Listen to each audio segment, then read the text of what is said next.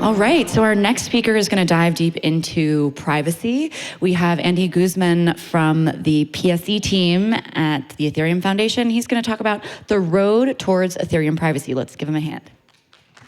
That's pretty close. Thank you. All right, good to be with you guys. So let me start by saying this will be a quick and trying to be provocative talk, 13 minutes, so to see how much we can tackle. So let's start with the scenario. You want to exchange 1 ETH for USDC, and let's see how many people would watch that transaction. So you start with your favorite swapping tool. You just connect, and very naively, you just choose your 1 ETH and see the price and the conversion and cry for a little moment.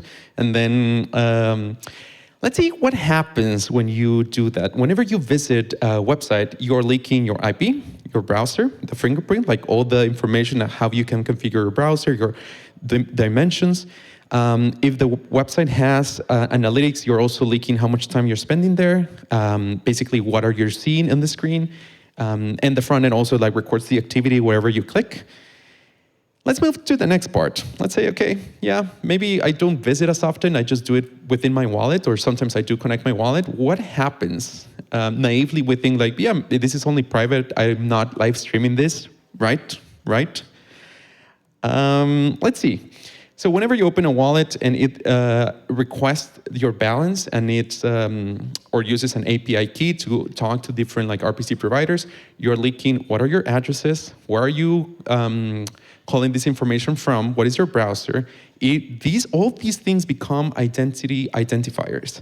So you're revealing what is your balance, when are you querying, what is your wallet version, the accounts, everything.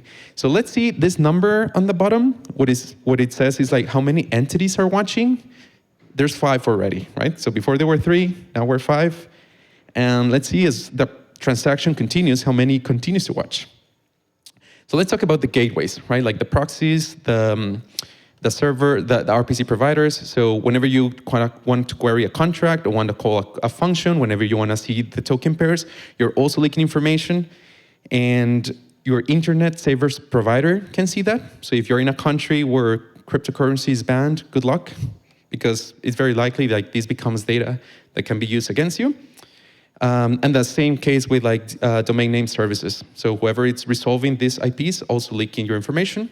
Let's say everything of this goes well, and then it reaches the mempool. And in the mempool, it's just these unconfirmed transactions that are floating over there. Everybody can see it. So everyone who sees the mempool could see where it came from. MEV searchers can see your information, where you're trying to do, the block builders as well. So there's more than 9 entities already watching what you did, and you have revealed and leaked and bleed so many information up to this point. And then finally, what we think on privacy, most of the time we always think on-chain privacy, right? I want to make sure this doesn't get logged, or it's not easy to correlate my action with my address. Well, depending on the protocols, you might be leaking your address, the values that you're doing, the cold data, your gas. You might be time-stamping all the actions that you do on-chain, the swapping details. And these are all almost like signatures, pseudo metadata identifiers that could be very easily used against you to, just dox you.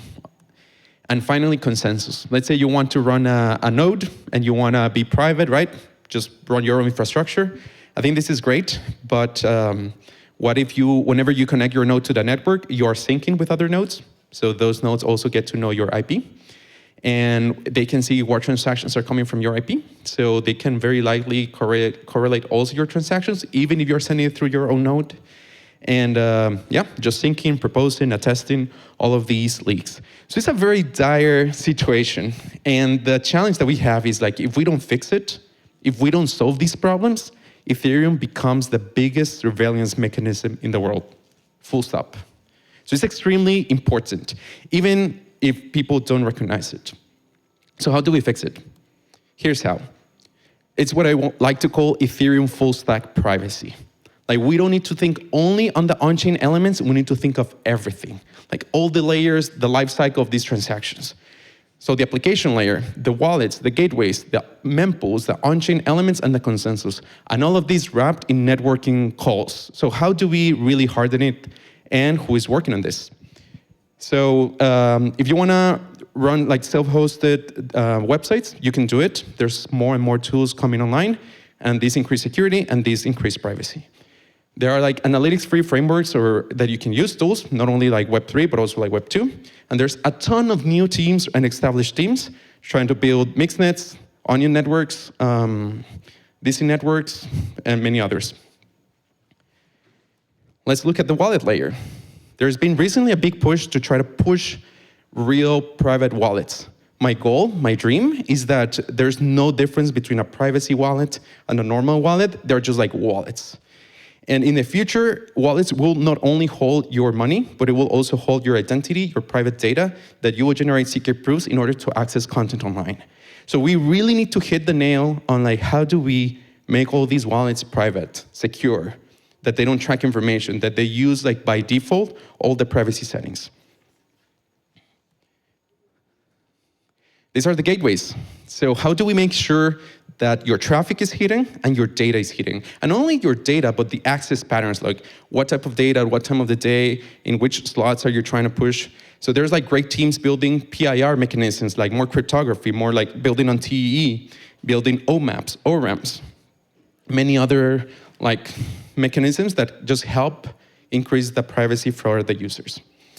And then the mempool. So Flashbots, Shutter, many other like CowSwap, many other like protocols have been like doing a real push to make sure we're protecting our users. And here is like double benefit, because it's not only beneficial to protect your identity and privacy, but it's also useful for if you're a trader or to have better trade values, because you're not getting attacked. Like MEV sandwich attacks is a real problem from traders and for people in the industry. And I will say on-chain is where we're doing the best. Like there are so many great teams. This is just a little picture of like logos of different teams building private transfers mechanism. This is not even complete, so there's more like 35, 40, maybe even more. And they're using different techniques from like stealth addresses, like one-time usage addresses for like obfuscation, FHE-based, homomorphic encryption-based, TE, MPC, and all these like little letters and acronyms that sound like very scary, but at the end of the day, they're just like a myriad of technology opportunities to build the best private transfer mechanism. And when people ask me like, what is Ethereum private? What they really mean, like most of the time, is like, can I send ETH or ERC20s from one address to another in a private way? And there's so many great teams tackling that I have no doubt we're gonna solve this. And this is just part of the picture, right? Like what about all the on-chain anonymous or private voting mechanisms, right? Or private delegation or private DAOs. All of these are like great elements that we need to be thankful there are so many great teams building on top of this. But the challenge is that I don't think there's anybody really tackling consensus level privacy. So if you wanna run your own infrastructure or you want to have like end-to-end privacy, like full stack privacy, I think we are behind. So this is the concept that I want to introduce today to you guys. Ethereum needs to have full stack privacy. It's not enough to only have on-chain. It's definitely great. It's definitely a great first start. And we're doing great. Like I would say, like we're ahead of schedule. We're like building like one of the most diverse ecosystems of like on-chain privacy projects, protocols. And I think on the app layer, there are options. Yeah, there are like many tools. And we're on track with the wallets and networking, more recent efforts, let's say like the last year and a half, maybe a bit more, like more teams building online all of these.